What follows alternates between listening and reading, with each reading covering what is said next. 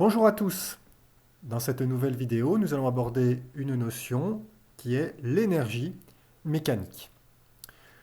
Au préalable, vous devez avoir revu, travaillé et bien assimilé les précédents chapitres, les précédentes vidéos sur le domaine de la mécanique. C'est-à-dire, nous avons vu comment décrire le mouvement d'un objet avec les notions de trajectoire, de vitesse, de mouvement accéléré ou ralenti ou uniforme, les notions d'unité de vitesse, etc.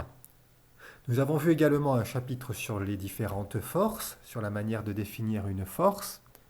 Et nous avons vu ensuite deux chapitres, l'un sur la gravitation, force qui existe partout dans l'univers entre des objets qui ont une certaine masse. Et enfin, plus récemment, une vidéo sur la relation entre le poids, force de gravitation, et la masse. Maintenant, nous continuons à parler de mécanique, c'est-à-dire des mouvements et des forces, mais nous abordons une notion à travers la mécanique qui est la notion d'énergie. C'est-à-dire que ce thème fait principalement partie du chapitre, du thème sur l'énergie et ses transformations. Ce que l'on appelle l'énergie mécanique, plus spécifiquement, c'est l'énergie qui est associée au mouvement ou associée à une interaction. Par exemple, ce chariot qui se trouve dans une fête foraine sur les montagnes russes, ce chariot a une certaine forme d'énergie mécanique, notamment en raison de sa vitesse. On va voir tout ça un peu plus en détail. La première notion importante par rapport à l'énergie mécanique, c'est ce qu'on appelle l'énergie cinétique. L'énergie cinétique, comme son nom l'indique, c'est l'énergie qui est associée à la vitesse d'un objet. On le retrouve dans l'étymologie kiné en grec qui désigne le mouvement. La technique qui s'appelle le cinématographe, qu'on appelle aujourd'hui le cinéma, eh bien c'est une technique qui permet de montrer les mouvements d'un objet ou des personnes sur un écran. Le kinésithérapeute, c'est le praticien qui s'occupe des mouvements d'une personne. L'énergie cinétique, c'est l'énergie qui est associée au mouvement d'un objet. C'est-à-dire que du moment qu'un objet est en mouvement, eh bien, il a une certaine quantité d'énergie. Prenons un exemple. Vous voyez ce sportif qui s'apprête à lancer un objet, donc à lui donner de la vitesse. Eh bien, ce sportif va donner de l'énergie cinétique, va communiquer de l'énergie cinétique, va fournir de l'énergie cinétique à l'objet. Plus précisément, la quantité d'énergie cinétique que possède un objet. De quoi va-t-elle dépendre? Elle va dépendre tout d'abord de la vitesse de l'objet.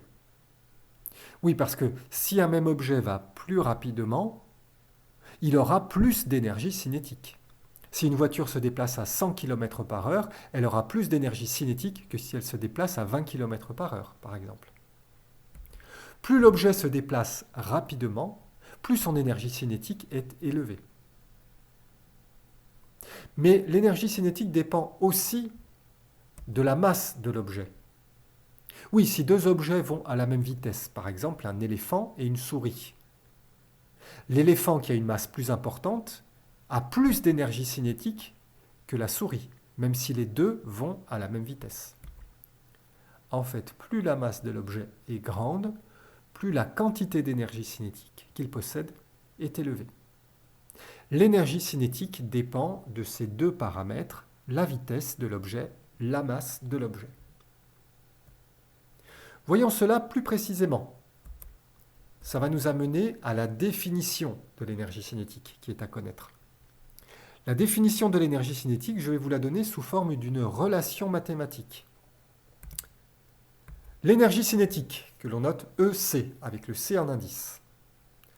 On a dit que dans cette relation mathématique, la masse intervient, puisque l'énergie cinétique dépend de la masse. La vitesse aussi intervient, et c'est le produit des deux. Plus exactement, ce n'est pas la vitesse en elle-même qui intervient, mais c'est le carré de la vitesse. V au carré, V fois V. Et dans la définition, il y a un terme multiplicatif devant, un terme 1/2.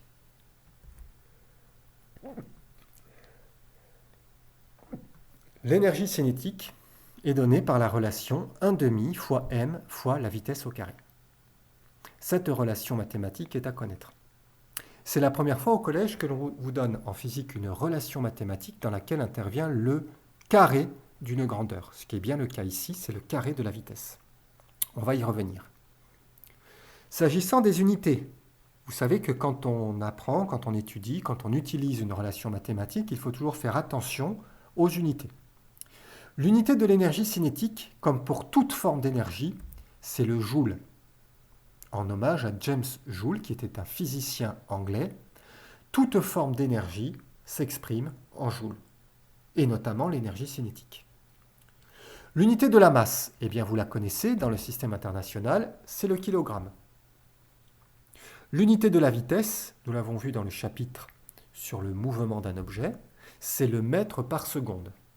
Attention à ne pas utiliser l'unité usuelle pour la vitesse des voitures, par exemple, qui est le kilomètre par heure. Non, dans une relation mathématique, on utilise le mètre par seconde, unité dans le système international. Deux remarques par rapport à cette relation qui définit l'énergie cinétique.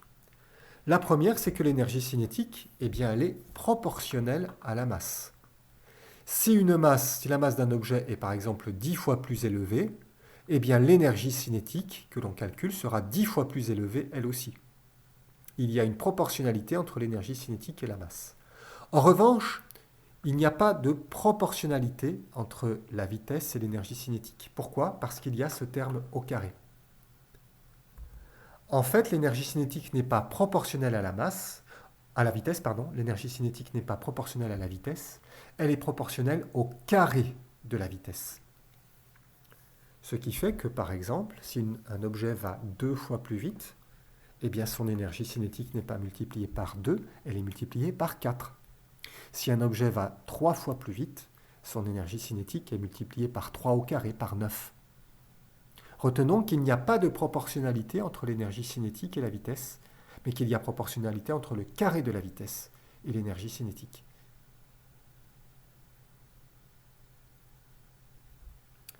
Prenons un exemple d'application de cette relation. Si une voiture de masse 850 kg roule à 50 km par heure, comment calculer son énergie cinétique? Eh bien, on utilisera la relation EC, énergie cinétique égale 1/2 multiplié par m multiplié par la vitesse au carré. La masse est donnée dans cet exercice, 850 kg. La vitesse est donnée aussi, mais pas avec l'unité qui convient. L'unité de kilomètre par heure est l'unité usuelle. Il faut la transformer en mètres par seconde. Nous avons vu dans le chapitre sur la description d'un mouvement que pour passer du kilomètre par heure au mètre par seconde, il faut diviser la valeur par 3,6. Parce qu'on multiplie par 1000 et on divise par 3600. Donc la vitesse, tout calcul fait, c'est environ 14 mètres par seconde. Grâce à ces données, je peux appliquer la relation 1/2 ou 0,5, c'est pareil, multiplié par 850, multiplié par 14 au carré environ, ce qui fait 81 000 joules. Il est souvent plus pratique d'utiliser un multiple du joule. C'est comme pour les autres unités. 1000 fois une unité, c'est kilo. 1 kg, 1000 grammes, 1 km, 1000 mètres. 1 kJ, c'est 1000 joules. L'énergie cinétique de cette voiture est de 81 kJ. Voilà pour l'énergie cinétique, avec un exemple. Autre forme d'énergie mécanique, c'est ce qu'on appelle l'énergie potentielle de pesanteur. Voyons là encore un exemple. Si on soulève un objet, eh bien ça va coûter de l'énergie, surtout si l'objet a une masse importante. Cette haltérophile, pour soulever la paire d'haltères, eh bien elle a dû fournir de l'énergie à cet objet pour le soulever. Elle a dépensé, elle a fourni de l'énergie et les haltères ont reçu cette énergie.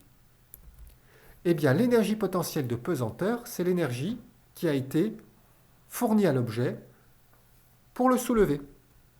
Cette définition est très générale. l'énergie potentielle de pesanteur est associée à l'altitude ou à la hauteur d'un objet. Donc l'altitude ou la hauteur, ça dit bien qu'on a soulevé l'objet.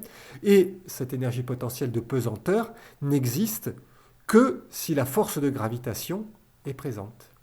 L'énergie potentielle de pesanteur, c'est l'énergie associée à l'altitude ou à la hauteur d'un objet soumis à la pesanteur, c'est-à-dire à une force de gravitation. Là encore, l'énergie potentielle de pesanteur, elle peut être plus ou moins élevée. De quoi elle dépend? Elle dépend premièrement de la masse. Car si un objet a une masse plus élevée, eh bien il faudra plus d'énergie pour le soulever. L'énergie potentielle de pesanteur dépend aussi de l'altitude ou de la hauteur, que l'on va noter petit h. Eh bien oui, pour soulever un objet plus haut, il faut plus d'énergie. Et puis on travaille toujours, on raisonne dans une situation où la pesanteur existe. Mais vous savez que la pesanteur n'a pas partout la même intensité. Sur la Terre ou sur la Lune, par exemple, ça n'a pas la même valeur. Alors, la quantité d'énergie potentielle dépend de l'intensité de la pesanteur, de l'intensité de la gravitation, que nous avons noté dans le chapitre précédent avec la lettre G. Rappelez-vous, le G, c'est le facteur de proportionnalité entre le poids et la masse. Mais G détermine aussi l'intensité de la gravitation. Si vous prenez le même objet, cette paire d'haltères par exemple, si vous voulez la soulever sur la Lune, eh bien ça demandera moins d'énergie que sur la Terre, parce que la gravitation sur la Lune est moins importante. Donc ce facteur G ici intervient. Vous voyez les trois paramètres qui interviennent dans la quantité d'énergie potentielle, la masse, la hauteur et l'intensité de la gravitation. Eh bien pour définir une relation mathématique pour l'énergie potentielle de pesanteur, c'est simplement le produit de ces trois variables. La masse, l'intensité de la gravitation, la hauteur. On peut les écrire dans l'ordre que l'on veut, MGH, MHG, comme vous voulez. De toute façon, la multiplication est commutative. Vous n'avez pas besoin de connaître par cœur cette relation mathématique. Si vous avez besoin de calculer l'énergie potentielle dans un exercice, eh bien cette relation mathématique vous sera donnée. En revanche, vous devez bien sûr savoir l'appliquer. Attention, comme toujours, aux unités. L'énergie potentielle, c'est une forme d'énergie. Donc l'unité, c'est le joule, comme pour l'énergie cinétique, comme pour toute autre forme d'énergie. L'unité de masse dans le système international, c'est toujours le kilogramme. Nous avons vu dans le chapitre précédent que l'intensité de la gravitation G s'exprime en newton par kilogramme. On a vu que sur Terre, par exemple, c'est environ 9,8 newtons par kilogramme. Et enfin, la hauteur s'exprime en mètres, toujours dans le système international. Voyons encore un cas concret où l'énergie cinétique et l'énergie potentielle vont varier. La chute libre. Vous lâchez un objet ou une personne dans l'air ou dans le vide. On va considérer que la seule force qui s'exerce, c'est la gravitation, la force de gravitation. On néglige la force de frottement de l'air, par exemple. Bref, l'objet tombe en chute libre. Dans ce cas-là, qu'est-ce qui va se passer en termes d'énergie? Ou plutôt d'évolution de l'énergie. Eh bien, vous savez que quand un objet tombe, il va de plus en plus vite. Sa vitesse augmente, il accélère. Son énergie cinétique, qui dépend de la vitesse, eh bien, elle augmente. L'énergie cinétique d'un objet en chute libre augmente. Quant à son énergie potentielle, m fois g fois h. M ne varie pas, la masse ne varie pas, g ne varie pas. Ce qui varie, c'est la hauteur. Mais la hauteur diminue, l'altitude diminue. Par conséquent, l'énergie potentielle de pesanteur diminue. Au cours d'une chute libre, ces deux formes d'énergie varient en sens inverse. Il y en a une qui augmente, l'énergie cinétique, et l'autre qui diminue, l'énergie potentielle de pesanteur. On va y revenir tout à l'heure. Dernière notion importante, dans laquelle il n'y a pas vraiment de nouveauté d'ailleurs, c'est l'énergie mécanique. Je dis qu'il n'y a pas de nouveauté parce que l'énergie mécanique, c'est simplement la somme des deux formes d'énergie que nous venons de voir. La quantité d'énergie cinétique que possède un objet, 1 demi fois m fois v au carré, l'énergie potentielle que possède ce même objet, m fois g fois h. Vous calculez les deux, vous faites la somme, ça vous donne ce qu'on appelle l'énergie mécanique. Revenons au cas de la chute libre, qui va nous permettre d'établir une notion et une loi très importante sur l'énergie mécanique. On a dit que l'énergie cinétique augmente, car l'objet va de plus en plus vite. L'énergie potentielle diminue, parce que son altitude diminue. Mais en fait, les deux varient autant. L'énergie cinétique augmente autant que l'énergie potentielle diminue. C'est-à-dire que la somme des deux reste constante. Au cours de la chute libre, l'énergie mécanique est conservée. Elle n'augmente pas, elle ne diminue pas. Si par exemple l'énergie cinétique augmente, je ne sais pas moi, de 10 joules, eh bien l'énergie potentielle diminue, elle, de 10 joules. Et la somme des deux reste constante. Nous verrons des exemples à travers des petits problèmes, des applications. Nous verrons des exemples de cette loi générale qui est la conservation de l'énergie mécanique au cours de la chute libre. Pour continuer sur ce chapitre et travailler et vous approprier ces différentes notions, vous aurez comme d'habitude une fiche de révision avec les notions essentielles et quelques QCM et exercices qui vous sont donnés dans un message sur le NT. Je vous souhaite une très bonne journée et je vous dis à bientôt.